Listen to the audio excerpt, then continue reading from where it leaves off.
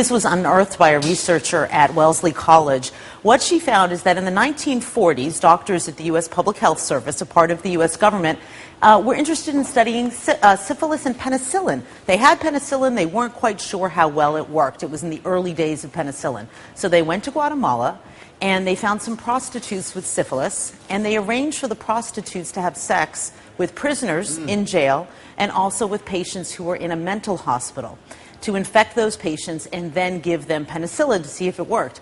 Now, sometimes the patients didn't get sick, so what they did was and this is really horrible, they took their arms and their penises and would abrade them, would sort of rough them up and pour the bacteria onto that skin.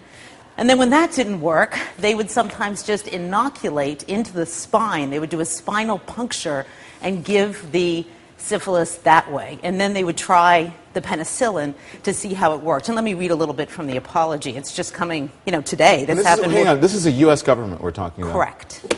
Human guinea pigs. Human guinea pigs, All right. sponsored by the U.S. government. So Go here's on. the apology. We deeply regret that it happened, and we apologize to all the, to all the individuals who were affected by such abhorrent research practices.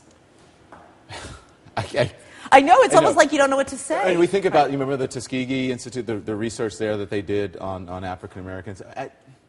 Before we get to that, right. We'll get to that part of it. Why did it take 60 years to come to light? You know what? Apparently nobody knew about this. This researcher at Wellesley College was looking into the experiments done in Tuskegee and found that this one doctor named John Cutler, that before he did Tuskegee, he went to Guatemala. So she found these documents and she brought them to light. As a matter of fact, we called the Guatemalan embassy this morning to get a response, and they didn't really even have anything to say. They said this was new to them. They had just heard about it. And we mentioned the Tuskegee experiment. Is there any relationship? Yeah, there is a relationship because it was the same doctor.